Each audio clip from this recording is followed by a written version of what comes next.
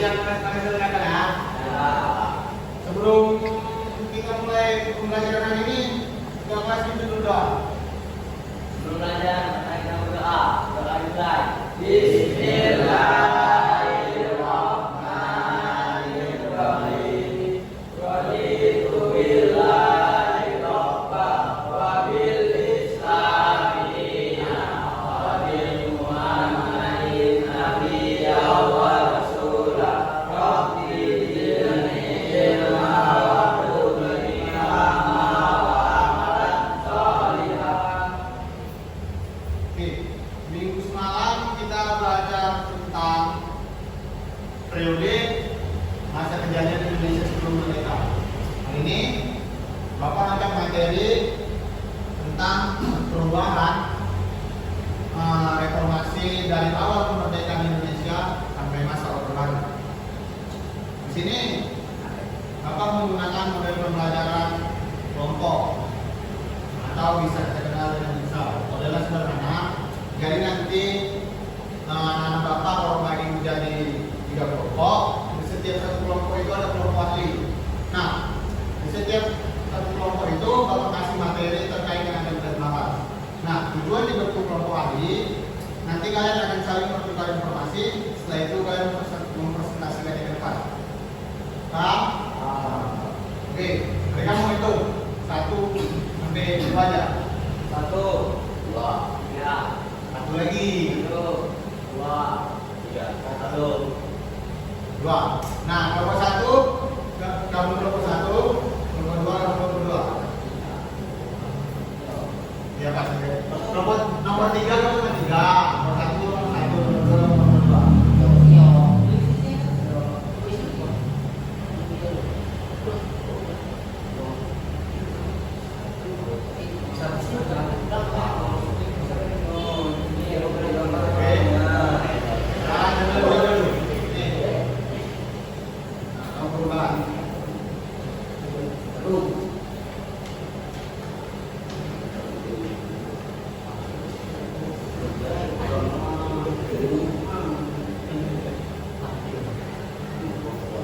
Selanjutnya kepada yang sudah mendapatkan kelompok, Bapak kasih kalian tugas untuk memahami materi yang Bapak bagi. Lalu setiap ketua dari kelompok akan membagikan materi yang dia dapat ke kawan berikutnya. Paham? Oke. Bisa semua? Oke, selanjutnya seperti yang Bapak bilang tadi, kelompok ahli membuat kelompoknya sendiri. Pak, segera kelompok. Siapa yang bentar? Yang ketua kelompok. Kelompok 2 saya. Oke.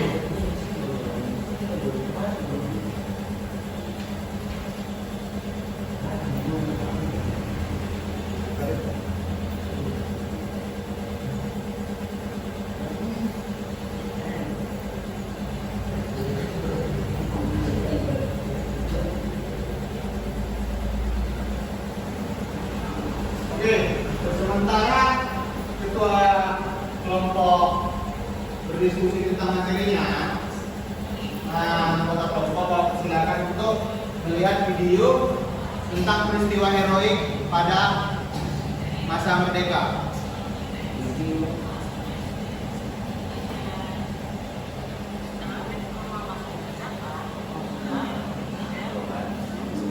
Ya, merdeka. Para tentara Jepang, tentara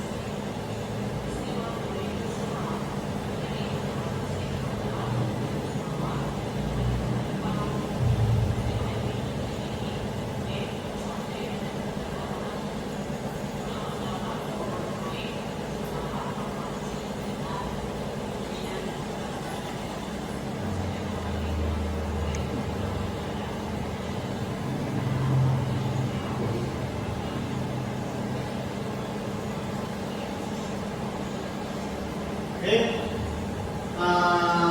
Selanjutnya kelompok ahli kembali ke kelompok ahli lagi.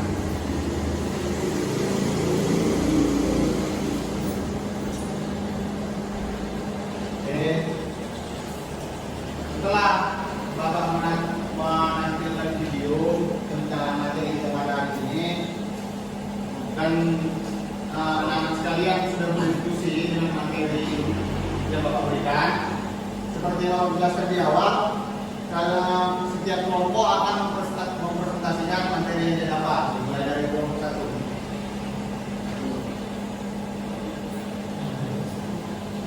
Satu, perubahan dan kesinambungan masyarakat Indonesia pada masa awal kemerdekaan. Satu, geografis. Perubahan setelah proklamasi, wilayah Indonesia berangsur-angsur diakui sebagai negara kesatuan yang meliputi seluruh wilayah bekas Hindia Belanda.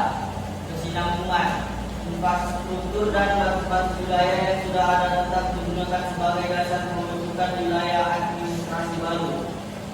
Dua, politik. Perubahan sistem pemerintahan kolonial digantikan dengan pemerintahan republik yang dipimpin oleh Presiden Soekarno. Kesinambungan, banyak pegawai pemerintahan kolonial yang tetap berperan dalam pemerintahan baru untuk menjaga kesinambungan administrasi. 3. Ekonomi.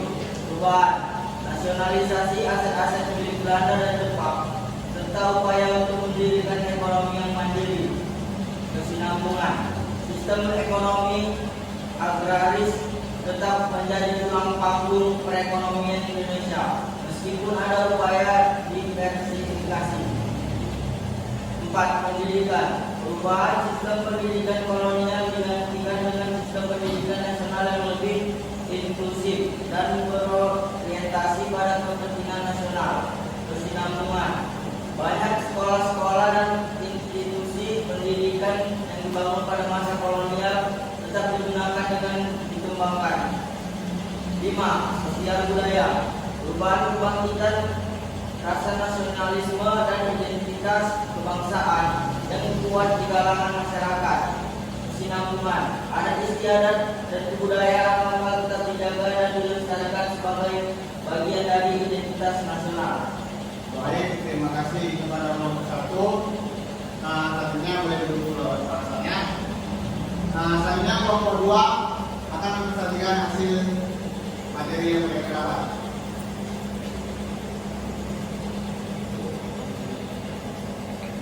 Perubahan pada reformasi.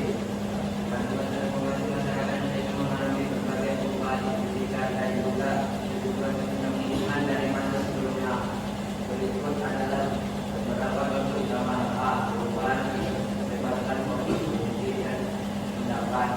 Reformasi 1998 menandai akhirnya Orde Baru dan dimulainya era baru kebebasan politik. Masyarakat Indonesia mulai menikmati kebebasan berpendapat, kebebasan dan kebebasan berkumpul yang lebih besar. Pembentukan partai politik baru menjadi lebih mudah sehingga struktur politik Indonesia menjadi lebih beragam, desentralisasi dan otonomi daerah. Pemerintah melakukan desentralisasi kekuasaan yang diberikan memberikan otonomi lebih besar kepada pemerintah daerah. Hal ini bertujuan untuk mendapatkan pengambilan masyarakat global dan meningkatkan efisiensi pemerintah. Reformasi hukum dan pemberantasan korupsi. Dibentuknya Komisi Pemberantasan Korupsi KPK sebagai upaya untuk menangani korupsi yang merajalela di Indonesia. Reformasi di bidang hukum juga mengikuti upaya untuk meningkatkan independensi peradilan dan reformasi aparat penegak hukum. Keterbukaan ekonomi dan investasi. Pemerintah membuka lebih banyak sektor ekonomi untuk investasi asing dengan tujuan meningkatkan pertumbuhan ekonomi dan menciptakan lapangan kerja. Kesinambungan struktur sosial dan terjadi perubahan politik dan ekonomi, struktur sosial dan kultural banyak yang terserap kesetaraan nilai-nilai nasional dan alat dan adat kesehatan ekonomi menjadi bagian penting dalam kehidupan sehari-hari masyarakat Indonesia.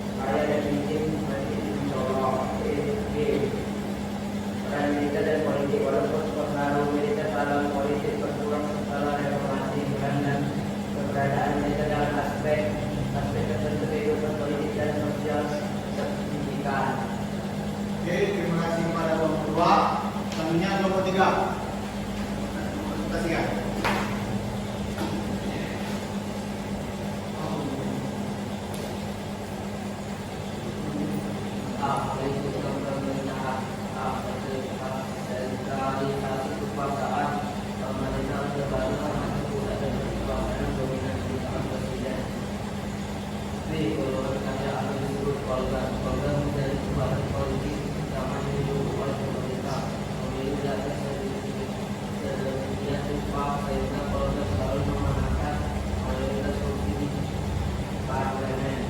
C. Berpengaruh pada stabilitas politik untuk menjaga stabilitas pemerintah melakukan berbagai tindakan represif terhadap gerakan-gerakan jaga mengancam kekuasaan termasuk penahanan dan pembubaran kelompok-kelompok oposisi. B. Ekonomi pembangunan infrastruktur perjalanan fokus pada pembangunan infrastruktur seperti jalan, pelabuhan, dan fasilitas umum lainnya untuk mendukung pertumbuhan ekonomi. B. Investasi asing pemerintah membuka pintu bagi investasi asing dengan harapan bisa mendorong pertumbuhan ekonomi. Banyak perusahaan asing yang berinvestasi di sektor-sektor seperti minyak gas dan pertambangan. C. Pertumbuhan ekonomi tinggi. Pada masa ini Indonesia mengalami pertumbuhan ekonomi yang signifikan dengan tingkat pertumbuhan tinggi selama beberapa dekade. Namun pertumbuhan ini seringkali tidak merata dan lebih banyak dirasakan oleh kelompok elit. C. Sosial dan budaya. A. Peningkatan kesejahteraan. Ada peningkatan dalam kesejahteraan masyarakat seperti peningkatan akses pendidikan dan layanan kesehatan. B.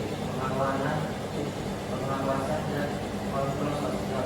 Pemerintah Orde Baru melakukan pengawasan terhadap kehidupan masyarakat, termasuk aturan terhadap media dan kebebasan berbicara. C.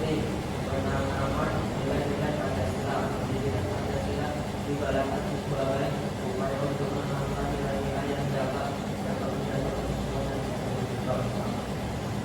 Hukum dan HAM. A. Penegakan hukum dan represif. Pemerintah menggunakan aparatur hukum untuk menangkap lawan-lawan politik dan menjaga stabilitas. Tindakan represif sering kali melanggar hak asasi manusia seperti penanganan proses hukum yang jelas. D. Korupsi. Meskipun ada upaya untuk memerangi korupsi, praktek korupsi tetap marak, terutama di kalangan pejabat tinggi dan birokrat. Oke, terima kasih kepada Bapak yang telah mempresentasikan materinya. Dari pembelajaran hari ini dapat kita simpulkan bahwasanya perubahan dan kesinambungan dari awal kita merdeka sampai masa Orde Baru sudah jelas. Dulu pas sebelum kita merdeka, kita mau berpendapat itu dibungkam sama penjajah ya. Kalau sekarang hukum di Indonesia itu sudah memberikan bahwasanya setiap warga negara berhak untuk berpendapat dan apresiasi. Selanjutnya kesinambungan. Kenapa ada beberapa faktor yang membuat masa Indonesia ini menyambung? Kenapa coba? Yang pertama itu sudah dijelaskan tadi sama kelompok satu, sifat nasionalisme. Yang pertama, rakyat Indonesia nggak bakal mau terus dijajah kan, nggak bakal mau terus diperbudak. Itulah karena sifatnya rasa memperjuangkan suatu karya yang sangat tinggi, makanya faktor kesinambungan itu bertahan sampai sekarang. Nah, yang kedua itu tadi apa? Sosial dan budaya. Karena setiap suku di Indonesia ini mempunyai budaya yang unik. Atau nenek moyang kita dulu mempertahankan suku dan budaya itu agar suku dan budaya tidak hilang. Nah, jadi itulah materi dan pembelajaran kita hari ini mengenai ada yang kurang paham pada materi hari ini. Ada yang kurang paham? Oke, mantap Pak. Perlu lah banyak kalian.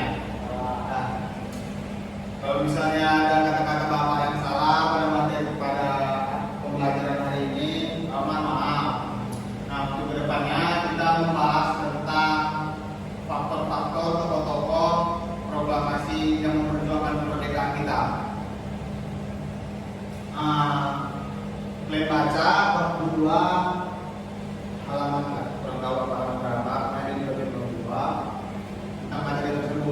depan kita bahas itu. Oke? Wah, itu ya.